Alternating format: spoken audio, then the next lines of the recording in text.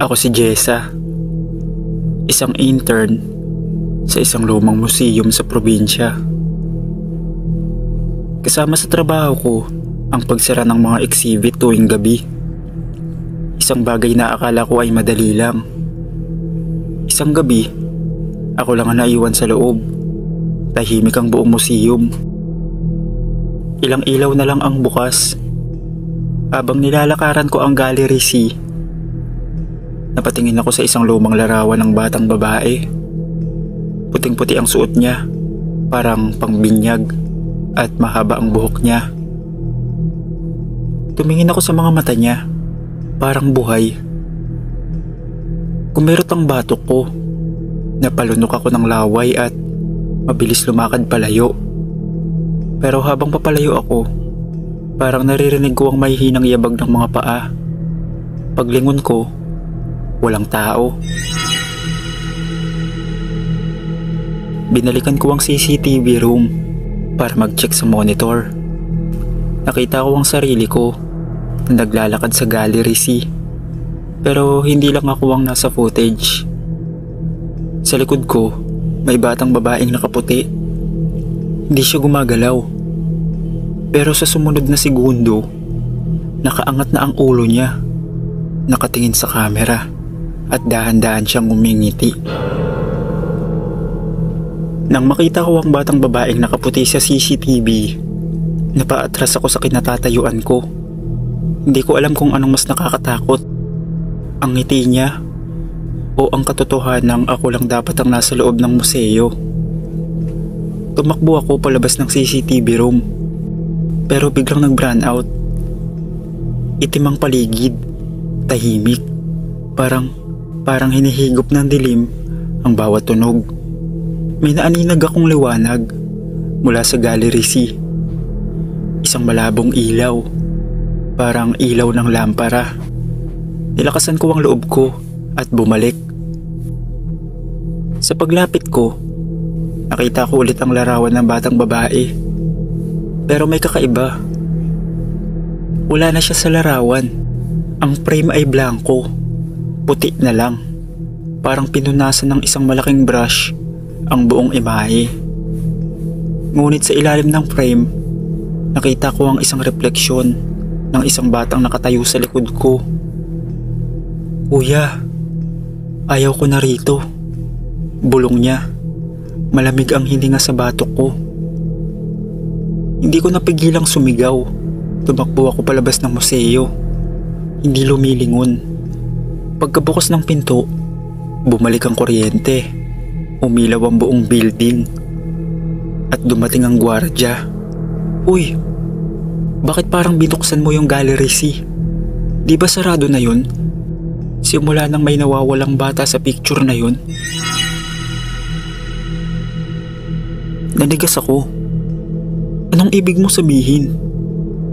May lumang kwento kasi. Yung batang nasa larawan, anak daw ng isang Kastilang opisyal. Namatay siya sa loob ng museum. Pero kapag may naiwang mag-isa sa gabi, minsan gusto niyang may makasama. Simula noon, hindi na ako bumalik sa museum na yun. Pero tuwing napapadaan ako sa lumang gusali, parang may batang nakasilip sa bintana. Nakangiti pa rin. Hanggang dito na lang po. Salamat sa pagbabasa ng kwento.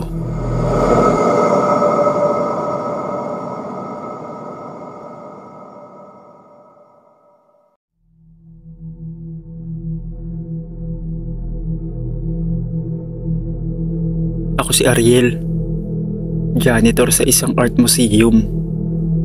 Gabi-gabi ako naglilinis sa mga gallery pagkatapos magsara. Wala akong problema sa trabaho. Tahimik, solong lakad, walang istorbo. Pero may isang bahagi ng museum na ayaw ko. Gallery E. Doon nakadisplay ang isang kakaibang rebulto. Isang matandang lalaki na may hawak na pait. Parang gumagawa ng kahoy na imahe. Nakayuko siya pero ang mga mata niya parang tumitingin. Isang gabi, ako lang ang naiwan Nagpatrol muna si Manong guard sa labas. Dumiretso ako sa Gallery E para tapusin na agad ang trabaho. Habang pinupunasan ko ang salamin sa gilid, napansin kong parang iba ang pwesto ng rebulto. Hindi ako sigurado, baka pagod lang ako. Tumalikod ako para magpunas ng sahig. Nang humarap ulit ako, nakatayo na ang rebulto. Hindi ko alam kung paano. Walang tunog, wala akong narinig. Napaatras ako. Biglang tumunog ang radyo sa belt ko. Static lang. Sunod-sunod. Tapos may bumulong. Tapusin mo ang hindi ko natapos. Pagtingin ko sa paligid, nasa likod ko na siya. Hindi na bato ang balat niya. Kulubot na at buhay. Nakaabot ang kamay niya sa akin. May hawak na pait. Linisin mo to habang buhay.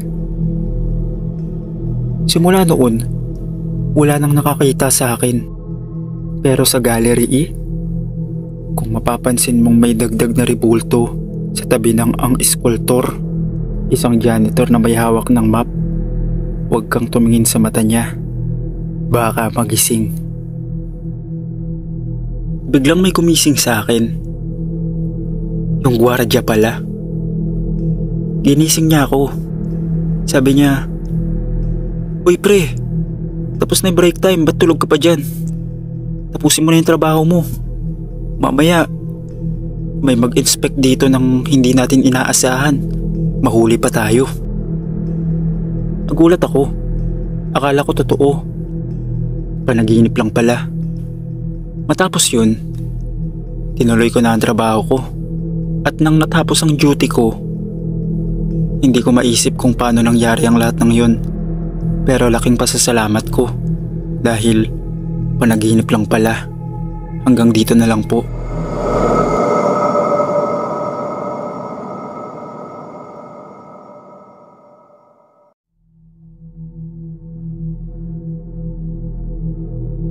Ako si Shane, isang history student na gumagawa ng thesis tungkol sa sinaunang ritual sa Pilipinas.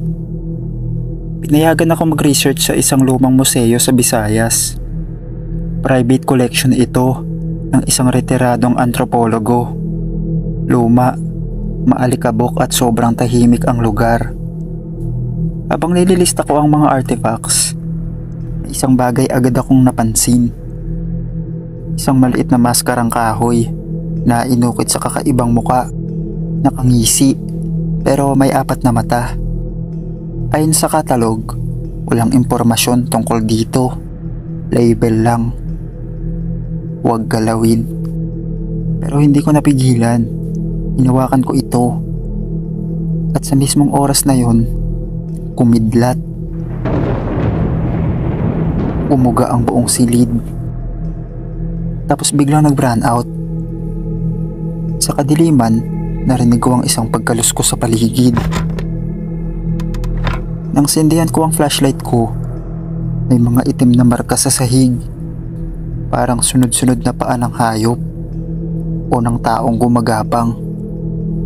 Pumunta ako sa pinto para umalis. Nakakandado na ito.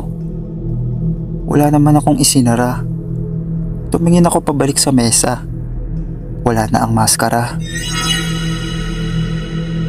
Hindi ko alam kung saan pumunta o bakit nawala ito doon.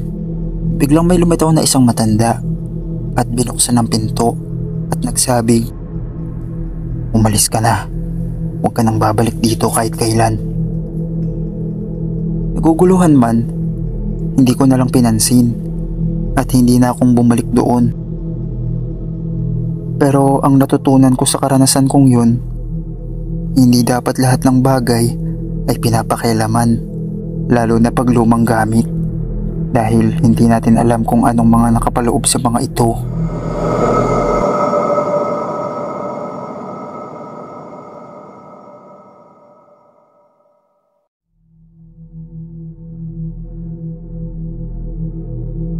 Ako si Carlo, isang architecture student na tumulong mag-ayos ng isang lumang museum na nirestore ng LGU sa probinsya namin. Isa sa mga exhibit na binuksan nila ay ang silid na may lumang salamin na sinasabing pagmamayari ng isang mistisang babae noong 1800s. Ang sabi-sabi, ang salaming yun ay ginawa raw ng isang albularyo at may kakayahang ipakita ang nakaraan na dapat nang limutin. Akala ko chismis lang. Pero isang gabi, habang nagpipaint ako ng sahig sa exhibit, napalingon ako sa isang salamin. At may nakita ako na hindi ko maintindihan. Hindi ang sarili ko, ang refleksyon ko. Nakaupo, hawak ang isang kutsilyo. Sa likod niya, may umiiyak na bata. Pero sa totoong mundo, ako'y nakaupo lang. Wala akong hawak. Napaurong ako. Tinignan ko ulit. Iba na naman ang eksena. Ngayon, nasa sementeryo ang refleksyon at may hinihilas siya palabas ng hukay. Ako pa rin. Pero hindi ko ginagawa yun. Tuwing tumitingin ako sa salamin, ibang ako ang pinapakita nito. Mas madilim, mas baliw, mas mapanganib, at unti-unti, sa bawat araw, parang gusto ko nang gayahin ang nasa salamin. Isang gabi, hindi ko na kinaya. Tinakpan ko ang salamin ng tela. Pero kinabukasan, tinanggal na ito. At ang mas malala, wala na ang refleksyon ko. Pero, nandun pa rin siya. Sa museum na yon, may salamin sa likod ng exhibit room. Kapag napadaan ka at may nakita kang taong nakatingin sa salamin, huwag mong lapitan dahil baka hindi ikaw ang makita mo roon.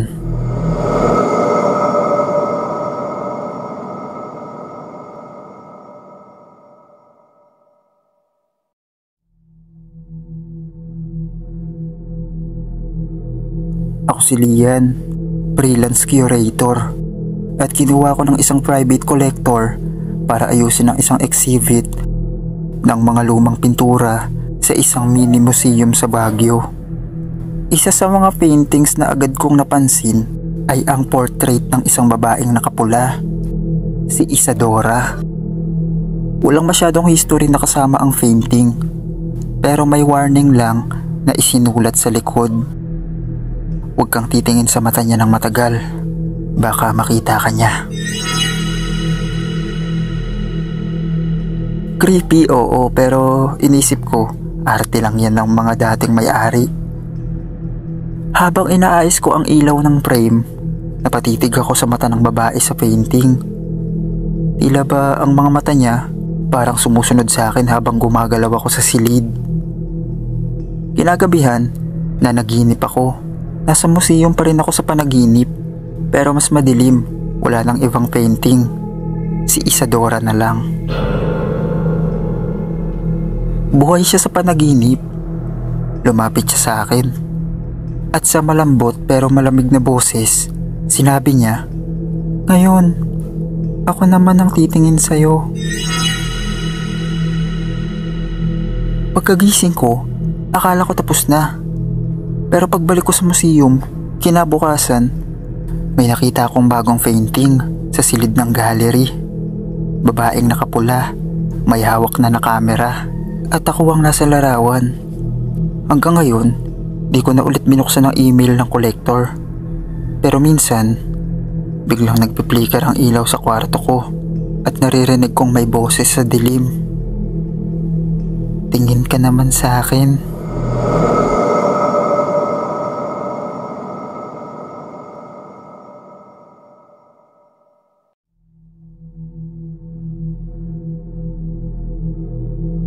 Ako si Macario, bagong hire bilang tour guide sa isang sikat na historical museum. Araw-araw, routine lang.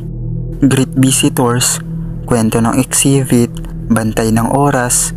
Pero may isang part ng building na hindi ko talaga dinadaanan. Ang lumang archive room sa basement.